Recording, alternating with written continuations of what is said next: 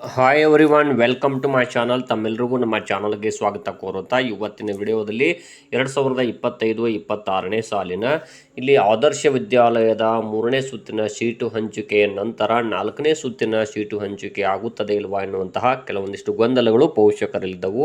ಇಲ್ಲಿ ಆದರ್ಶ ವಿದ್ಯಾಲಯದಲ್ಲಿ 6ನೇ ತರಗತಿಯ ಪ್ರವೇಶಕ್ಕಾಗಿ 3ನೇ ಸುತ್ತಿನ ಆಯ್ಕೆ ಪಟ್ಟಿಯನ್ನು ಈಗಾಗಲೇ 10ನೇ ಜುಲೈ 2025ರಂದು ಪ್ರಕಟಿಸಲಾಗಿತ್ತು ಮತ್ತು ಅಡ್ಮಿಷನ್ ಮಾಡಲಿಕ್ಕೆ ಕೊನೆಯ ದಿನಾಂಕ ಅಂತ ಜುಲೈ 17, 2025 ಅಂತ ಹೇಳಲಾಗಿತ್ತು. ಇಲ್ಲಿ ಸಾಕಷ್ಟು ವಿದ್ಯಾರ್ಥಿಗಳು ಅಡ್ಮಿಷನ್ ಮಾಡಿದ್ರು. ಆದರೂ ಕೆಲವು ಪೋಷಕರು ನಮಗೆ ಕಾಮೆಂಟ್ಗಳಲ್ಲಿ ತಿಳಿಸ್ತಾ ಇದ್ರಿ 4ನೇ ಸುತ್ತಿನ ಸೀಟು ಹಂಚಿಕೆ ನಡೆಯುತ್ತದೆ ಇಲ್ಲವಾ ಎನ್ನುವಂತಹ ಕೆಲವೊಂದಿಷ್ಟು ಗೊಂದಲಗಳು ತಮ್ಮಲ್ಲಿದ್ದು, ಹಾಗಾಗಿ ನಾನು ಅದರ ಗೊಂದಲವನ್ನು ನಿವಾರಿಸುವಂತಹ ಅಥವಾ ಗೊಂದಲ ಪರಿಹರಿಸುವಂತಹ ಕೆಲವೊಂದಿಷ್ಟು ಮಾಹಿತಿಯನ್ನು ತಮಗೆ ಇವತ್ತು ತಿಳಿಸ್ಕೊಡ್ತಾ ಇದ್ದೀನಿ. ಇಲ್ಲಿ 3ನೇ ಸುತ್ತಿನ ದಾಖಲಾತಿ ಸ್ಥಿತಿಯನ್ನು ಇವತ್ತಿನ ವಿಡಿಯೋದಲ್ಲಿ ವೀಕ್ಷಿಸಬಹುದು. ಇಲ್ಲಿ ಬಹಳಷ್ಟು ವಿದ್ಯಾರ್ಥಿಗಳು ಇನ್ನೂ ಅಡ್ಮಿಷನ್ ಮಾಡಿರುವುದಿಲ್ಲ.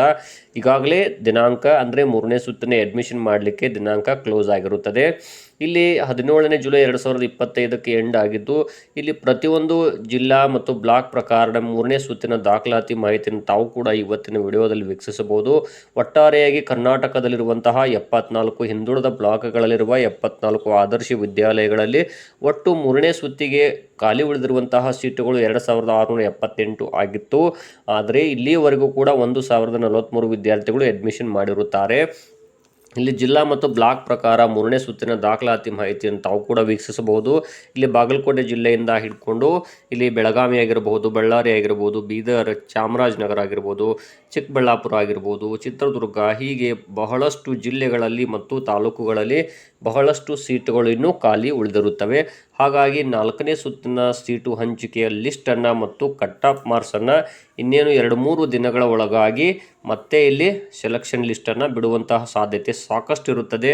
ಇವತ್ತಿನ ವಿಡಿಯೋದಲ್ಲೇ ತಾವು ಕೂಡ ಸಂಖ್ಯೆಗಳನ್ನು ವೀಕ್ಷಿಸಬಹುದು. ತಮ್ಮ ಮಗ ಅಥವಾ ಮಕ್ಕಳು ಯಾವ ಜಿಲ್ಲೆಯಲ್ಲಿ ಎಕ್ಸಾಮ್ ಬರೆದಿದ್ದಾರೆ, ಆ ಜಿಲ್ಲೆಯ ಮತ್ತು ಆ ತಾಲೂಕಿನ ಶಾಲೆಯಲ್ಲಿ ಒಟ್ಟು ಎಷ್ಟು ಸೀಟುಗಳು ಇನ್ನೂ ಲಭ್ಯ ಇವೆ ಅನ್ನೋದು ಕೂಡ ತಮಗೆ ಗೊತ್ತಾಗ್ತಾ ಹೋಗ್ತದೆ. ಸೀಟ್ಸ್ ಅಲಾಟ್ಮೆಂಟ್ ಆಗಿರ್ಬೋದು, ಅಡ್ಮಿಟೆಡ್ ಎಷ್ಟಾಗಿದ್ದಾರೆ ಅಂತ ನೋಡ್ತಾ ಹೋದಾಗ ಇಲ್ಲಿ ತಮಗೆ ಇನ್ನೂ ಕೂಡ ಅವಕಾಶಗಳಿವೆ. ಯಾರಾದರೂ ಇನ್ನೂ 1-2 ಅಂಕಗಳು ಕಡಿಮೆ ಪಡೆದುಕೊಂಡು ಇಲ್ಲಿ ಸೆಲೆಕ್ಟ್ ಆಗದೇ ಇರುವವರು, ಅಂದರೆ ಥರ್ಡ್ ಲಿಸ್ಟಲ್ಲಿ ಆಯ್ಕೆ ಆಗಿಲ್ಲ ಎನ್ನುವರಿಗೆ ಇಲ್ಲಿ ಅವಕಾಶಗಳು ಸಿಗ್ಬೋದು. ಮತ್ತು ಇಲ್ಲಿ ಏನು ಕಟ್ ಆಫ್ ಮಾರ್ಕ್ಸನ್ನು ಬಿಡುಗಡೆ ಮಾಡಿದ್ದಾರೆ, ತಮ್ಮ ಕಟ್ ಆಫ್ ಮಾರ್ಕ್ಸ್ ನೋಡ್ತಾ ಹೋದಾಗ ಯಾವ ಕಾಸ್ಟಲ್ಲಿ ಇಲ್ಲಿ ಸಂಖ್ಯೆಯನ್ನು ತೋರಿಸಿದ್ದಾರೆ ನೋಡಿ, ಅವು ಮಾತ್ರ ಇಲ್ಲಿ 4th ರೌಂಡ್ಗೆ ಇಲ್ಲಿ ಬಿಡುಗಡೆ ಮಾಡಲಾಗುತ್ತೆ ಸೆಲೆಕ್ಷನ್ ಲಿಸ್ಟನ್ನು.